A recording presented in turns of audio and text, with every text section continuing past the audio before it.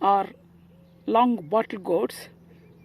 I can categorize them as very long, and the fruit can go up to 6 to 7 feet. You can see the picture how it was grown few years back.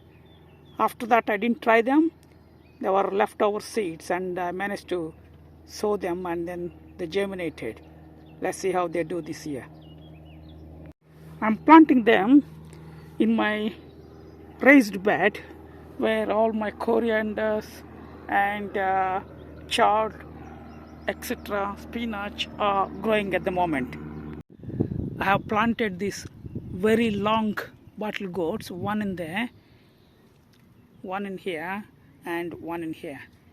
Just 3 in the span of 5 feet, and they're going to crawl up to this trellis and go all the way up.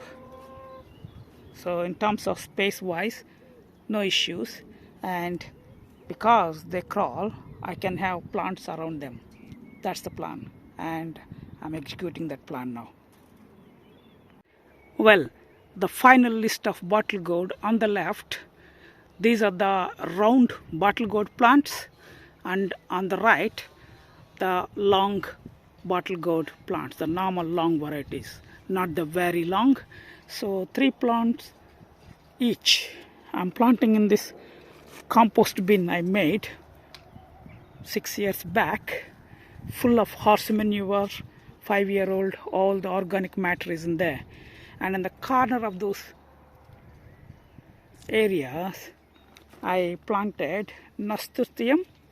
They look beautiful and they are very good pollinator attractors. So I want the bees to come and land on them and pollinate my gourd flowers. So hopefully, as per the science, it should work, and it's been working a couple of years, and see how it goes this year.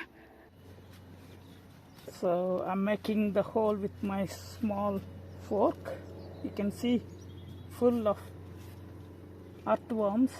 That means a very good soil because it's full of horse manure and organic matter, which is fish blood bone, bone meal, kaiserite, yellow powder, which is turmeric, and green moong dal powder as well. So all this gone in a couple of weeks back. So now this is fully ready for planting.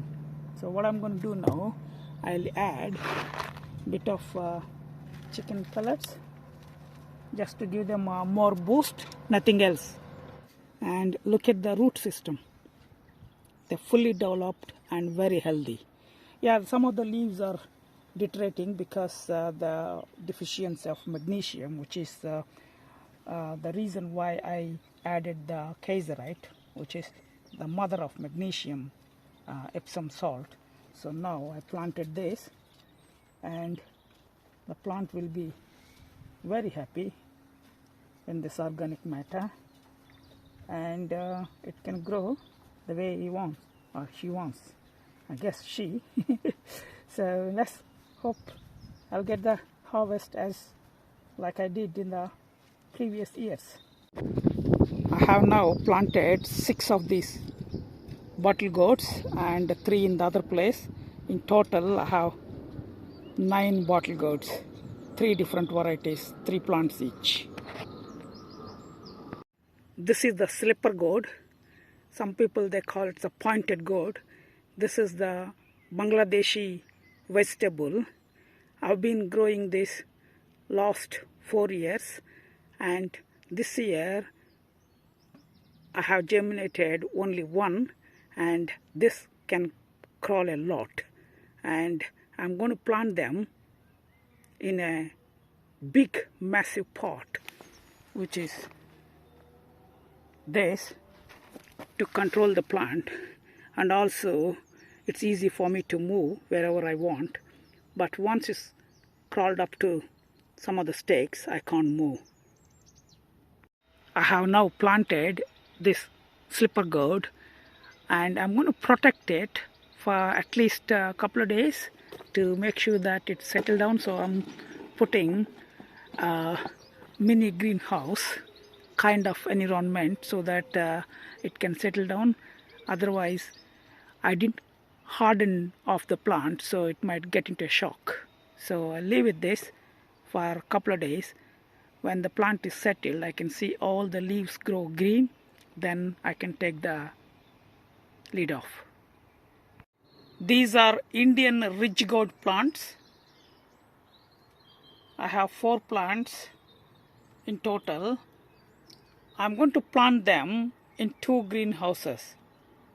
Each greenhouse I'll plant 2 plants, and these need warm temperature. That's the reason why I'm planting in the greenhouses. I tried planting them outside a few years back. They did not survive for a few years I tried. So I decided to plant inside the greenhouse last 4 years, and I have been at least getting some sort of harvest. I don't say it's a huge harvest, but reasonably okay. I made the hole with the hand because this soil is very soft when I prepared the greenhouse soil, and I'm going to put this into the hole. I already added a bit of chicken pellets in there. That's more than enough in terms of fertilizer. You can see the roots are well established and plant is very healthy. No symptoms of yellow leaves or any deficiency of the nitrogen or anything like that. So this can go straight into that hole, and this way I just planted and slowly push the soil from the sides. I don't want to press the original soil came along with the plant and damage the roots, because these are sensitive plants. So all I did was just push the soil surrounded. Actually not pushing, just spread the soil surrounding, nothing else. Well, I have planted these ridge gourd plants, one in that corner, one in between the 2 aubergines, because these are crawlers. They go very long, maybe around 15 to 20 meter long. So aubergines can stay below and they can grow tall. These are Indian sponge gourd varieties. They are similar to ridge gourd, but the fruit structure is very soft, and taste wise both are exactly same. I'm planting these 3 plants inside this greenhouse wherever I can find the space in between the plants, and hopefully I should be able to get some harvest. Last year I tried outdoor and I couldn't get any harvest. However, a couple of years back I had a reasonable harvest outdoor. That's why I tried last year, and first time I'm going to try inside the greenhouse and see how they do. I have planted 1 plant, which is the sponge gourd plant, in between my aubergines, and 1 in that corner. I put bit of support, wood stick, just to crawl up a little bit. Then I can, do the proper support of some rope or something to go upwards. So I have 1 more plant, which is the tiny plant. I'm going to plant this in another greenhouse. These are the Indian melons, the variety called kakri. They look like cucumber but in a different light green color, and they grow around 2 to 2.5 feet long in terms of fruit. And this is a climbing plant. It can basically climb up to 8 meters, maybe 10 meters. I haven't noticed it properly, but very tasty. And you peel the skin and then eat it, and it tastes like a melon, but it's not too sugary. It's less sugary. what I'm doing is I'm planting these 3 plants in my greenhouse, which is a glass greenhouse. It's too hot inside, along with my okras, and that one is a Malabar spinach, and that one is a ridge gourd. So let's start from this corner. Wherever I can find a reasonable space, I'm going to plant them there. I have planted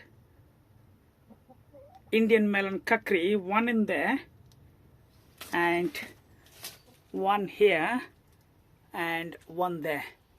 So they got plenty of place in the greenhouse to take the nutrients from the ground, and the soil is fully prepared.